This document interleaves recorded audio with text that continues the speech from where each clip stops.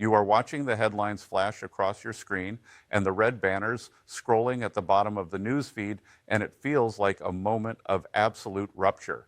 The story being told is one of personal betrayal and political mutiny on a scale we rarely see in American history. You are hearing reports that the very people who stood behind the president at rallies and shook his hand in the Oval Office have turned against him. We are told that a secret coalition of senior Republicans has crossed the aisle to support an impeachment inquiry because they believe he has become too dangerous to lead. The narrative you are being fed is dramatic and character-driven. It focuses on loyalty, backstabbing, and the sudden moral awakening of 12 key senators meeting in the dark. It is compelling theater, but if you watch this channel, you know that I am not interested in the theater of politics. I am interested in the mechanics of power and the economic forces that actually drive these decisions. When you see a sudden shift in political allegiance this massive, it is almost never about a sudden change of heart or a discovery of conscience. It is about a recalculation of risk. I want you to look past the sensationalism of the leaked text messages and the angry social media posts and understand the systemic reality beneath this event. We need to talk about what happens when a political asset becomes a structural liability to the very economic interests that once supported him. You need to understand that political parties in the United States are not just ideological clubs or gatherings of like-minded friends. They are vehicles for aggregating economic interests and projecting power. For years, the relationship between the president and the Republican establishment was transactional. It was a trade. The party apparatus and the donor class tolerated volatility and unconventional rhetoric in exchange for tangible economic outcomes like tax cuts, deregulation, and judicial appointments that favored capital. That was the deal. The markets priced this in. Investors and corporate boards looked at the turbulence and decided the returns were worth the risk. But what we are seeing tonight with this reported mutiny is a signal that the calculus has fundamentally changed. When we hear that senior Republicans are calling him too dangerous to lead, we have to ask ourselves what dangerous means in this context. Dangerous to the Constitution is one thing, but in the cold logic of political economy, dangerous often means a threat to stability itself. Capital hates uncertainty. Markets can function under almost any set of rules as long as those rules are predictable. But when a leader becomes a source of erratic instability that threatens the basic functioning of governance or the reliability of the United States in the global financial system, the cost of keeping that leader in power begins to outweigh the benefits. I want you to think about what this means for you. You might look at this political fighting and think it is just noise happening in Washington that does not touch your daily life. But the stability of the executive branch is directly tied to the stability of the economy that you rely on to pay your rent, buy your groceries, and save for your retirement. When the political system enters a crisis of this magnitude, it sends shockwaves through the financial system. The reason these senators are reportedly moving against the president now, before he can issue his next executive order, suggests that the establishment fears an action that could destabilize more than just the news cycle. They are likely worried about a disruption to the institutional frameworks that keep the economy running. The leaked text message warning that there would not be a country left to save if they did not stop him now is phrased in patriotic terms, but I want you to read it through an institutional lens. It suggests that the guardrails are failing. In a functioning capitalist democracy, there are unwritten rules and norms that contain the power of any single individual. When those guardrails break, the risk premium on everything goes up. The betrayal you are seeing is not personal. It is systemic. It is the immune system of the establishment kicking in to protect the organism of the state. These senators are not acting in a vacuum. They are responding to pressure from their constituencies, and I do not just mean the voters back home. I mean the donor networks, the industry lobbyists, and the financial institutions that form the backbone of the party's infrastructure. If these power centers have decided that the president is now a net negative for their interests, the support vanishes. It is like a bank calling in a loan when the borrower becomes insolvent. The political credit line has been maxed out. We are going to walk through how this mechanism works because it reveals the true nature of power in our society. It is not about who shouts the loudest at a rally. It is about who controls the levers of institutional support. When that support is withdrawn, even the most powerful person in the world finds themselves isolated. The isolation reported in the White House, with the president calling allies who are no longer picking up the phone, is the human face of this structural abandonment. You have to realize that this kind of bipartisan alignment for impeachment does not happen by accident. It requires a convergence of interests between two groups that usually oppose each other. For the Democrats, the motivation is clear and has been consistent, but for the Republicans to join them requires a tipping point where the preservation of the system becomes more important than partisan loyalty. This is the moment where the class interests of the governing elite supersede their political divisions. They are circling the wagons not to protect the president, but to protect the stability of the state itself from the president. This is a rare and volatile phenomenon. It tells us that we have reached a point of stress in the American political economy that we have not seen in generations. As we analyze this, I want you to keep your eye on the money and the institutions, not just the personalities. The drama is the distraction. The realignment of power is the story. We are seeing a forceful correction being attempted by the legislative branch against the executive, driven by a fear that the current path leads to a systemic failure that would be bad for business and bad for the continuity of government. We need to dig deeper into what actually triggered this structural break. We are told that the catalyst was a specific imminent executive order and that 12 Republican senators met in private to stop it. In the world of cable news, this is framed as a dramatic race against time, like a scene from a political thriller. But in the world of political economy, we have to ask what kind of executive action is so severe that it forces a party to decapitate its own leadership. Historically, parties will tolerate almost any level of scandal or incompetence if the policy trajectory remains profitable for their backers. So, for the establishment to pull the emergency brake like this, the president must have been about to cross a line that threatened the core accumulation of capital or the sanctity of property rights. We are likely not talking about a controversial social policy or a mean tweet. We are talking about something that would have disrupted the flow of commerce or the legal standing of the United States in a way that could not be reversed. When you hear the phrase "too dangerous to lead," translate that in your head to "too expensive to keep." The danger is not to the moral fabric of the nation. That fabric has been torn for a long time, but to the predictability of the dollar and the enforcement of contracts. Think about the position of these 12 senators. They are not rebels. They are the managers of the status quo. They represent states with massive corporate headquarters, vast agricultural exports, and significant defense contracts. They are the interface between the government and the private sector. If they are walking into a room with Democrats to draft articles of impeachment, it is because the phone calls they are getting from their donors have changed from requests for favors to demands for survival. One leaked text message allegedly said, "If we don't stop him now, there won't be a country left to save." That is the language of someone staring into the abyss of a systemic collapse. It suggests the president was perhaps planning to bypass Congress entirely on spending, or to weaponize the Department of Justice against private industry in a way that broke the truce between the state and the market. When the executive branch goes rogue and stops acting as a partner to capital, becoming instead an unpredictable predator, the system attacks it. This is what we are watching. It is a hostile takeover of the presidency by the legislature to protect the assets of the nation. Now, I want to talk to you about what this means for your wallet, because this is where the rubber meets the road. You might be watching this at home, thinking that as long as you keep your head down and do your job, this palace intrigue doesn't matter.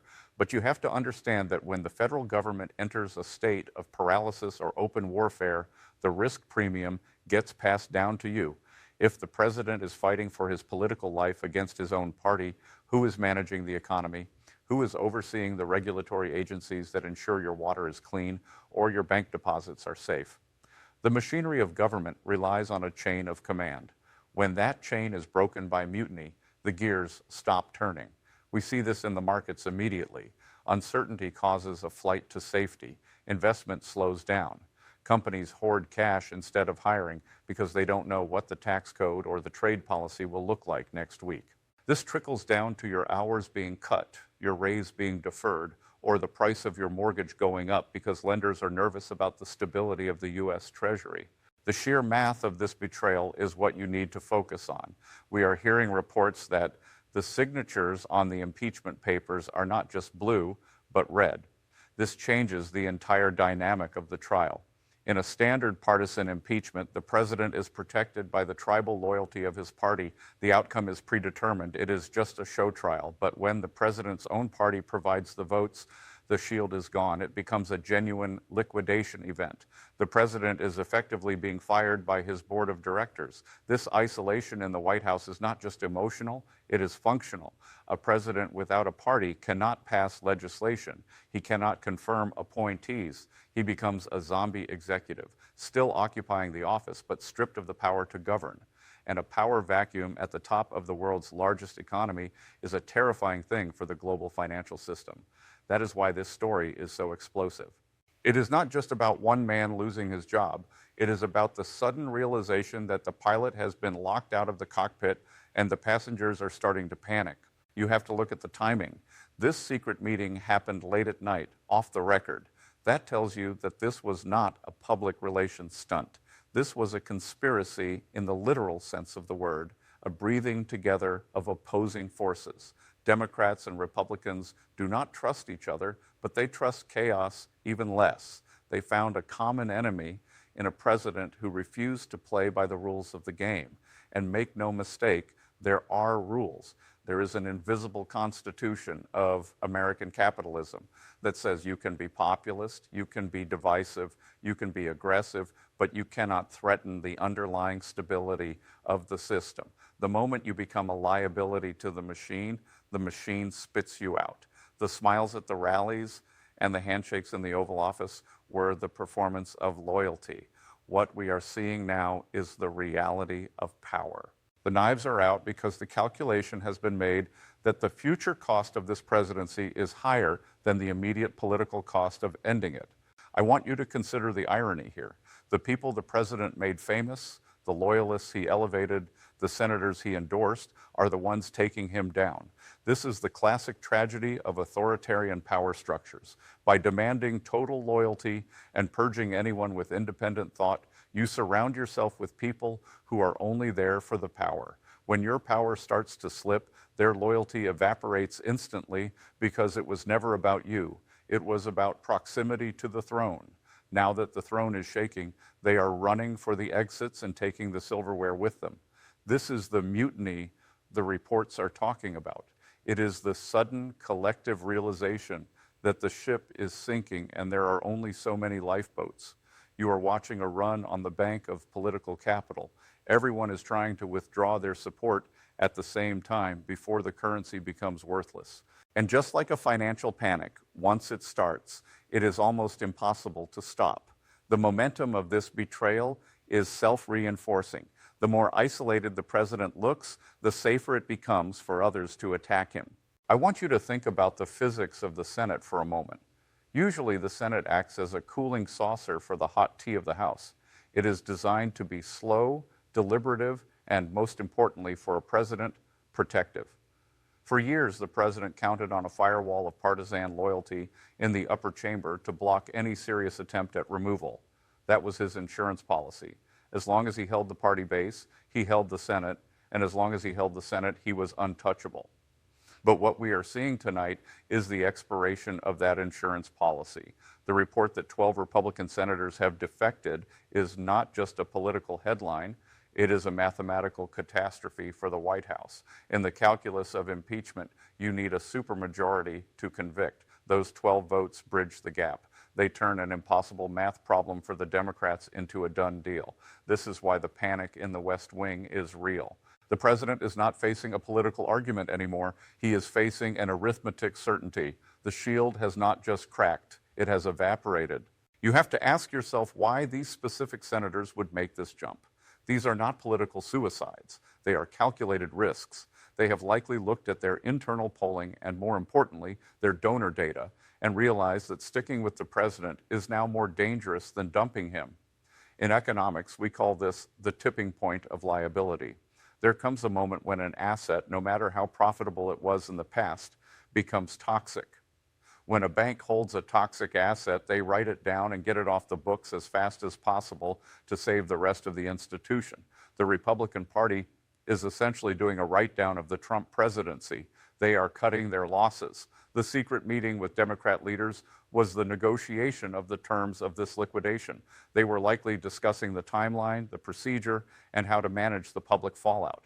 This wasn't a debate about guilt or innocence.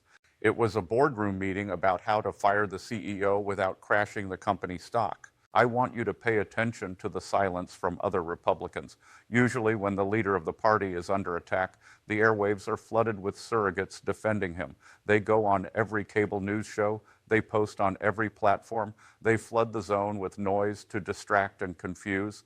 But tonight the silence is deafening. That silence is coordinated. It tells you that the word has gone out from the top: do not defend him.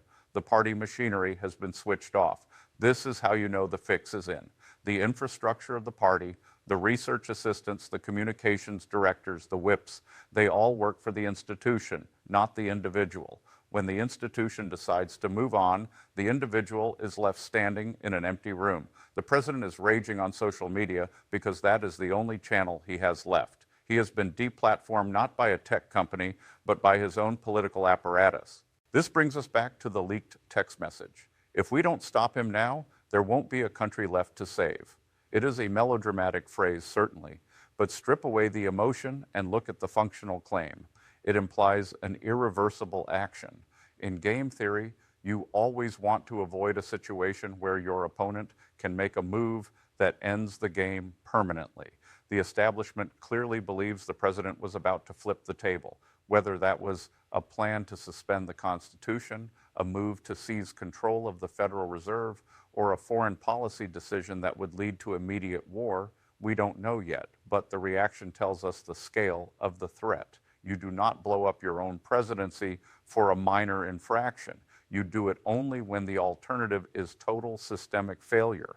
They are choosing the chaos of impeachment over the chaos of whatever the president was planning next. It is a choice between a controlled demolition and an accidental explosion. Now, how does this affect you? You might feel a sense of vindication if you dislike the president, or a sense of betrayal if you support him. But beyond those feelings, you need to prepare for the volatility this will bring to your daily life. A nation going through the removal of its leader is a nation on hold. Major business decisions get paused. Hiring freezes happen. The dollar might fluctuate wildly as foreign investors try to figure out who is actually in charge. We are entering a period of maximum administrative fragility. The bureaucracy knows the boss is on his way out, so nobody makes a decision. Permits get stuck, contracts get delayed, policy guidance stops. The government essentially goes into a coma until the issue is resolved. You need to be aware that for the next few weeks or months, the United States is effectively running on autopilot. And while the autopilot is pretty good, it cannot handle a storm. If a real crisis hits, a natural disaster, a financial crash, a foreign attack, while the government is consumed by this internal war, the response will be paralyzed. That is the real danger to you. We also have to look at the precedent this sets.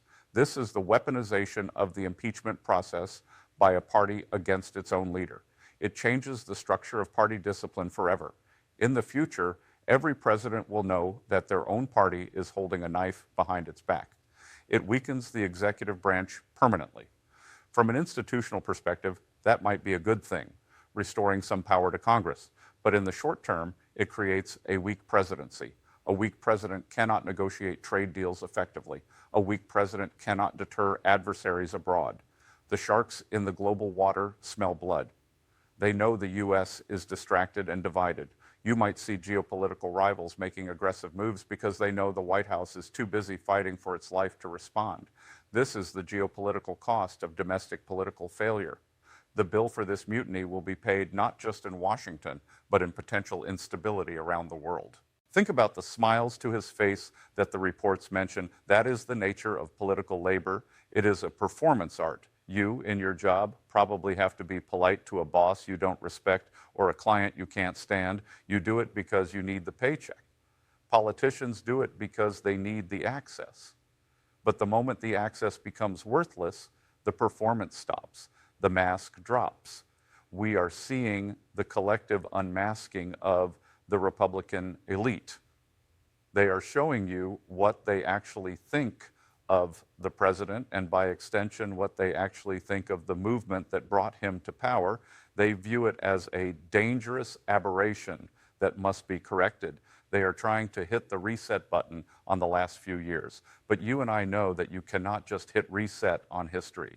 The forces that created this presidency, the economic inequality, the cultural resentment, the hollowing out of the middle class are still there. Impeaching the man does not solve the problem that created him. It just removes the symptom. And if they remove the symptom without curing the disease, the next symptom might be even more severe. As we move into the next phase of this crisis, I want you to watch the procedural steps. Do not get distracted by the shouting matches on the floor. Watch the committee assignments. Watch who writes the rules for the trial. That is where the power lies. The people drafting the impeachment papers are the architects of the post-Trump era. They are designing the future of the Republican Party in real time. They are trying to build a raft to survive the flood they are about to unleash. And they are hoping that you, the voter, will forget the betrayal by the time the next election rolls around. They are banking on your short memory. But markets have long memories. And the bond market specifically is watching this and asking if the United States is still a serious country. If the answer is no, the cost of borrowing goes up for everyone, for the government, and for you. That is the price of political instability. It is a tax that we all pay, whether we realize it or not.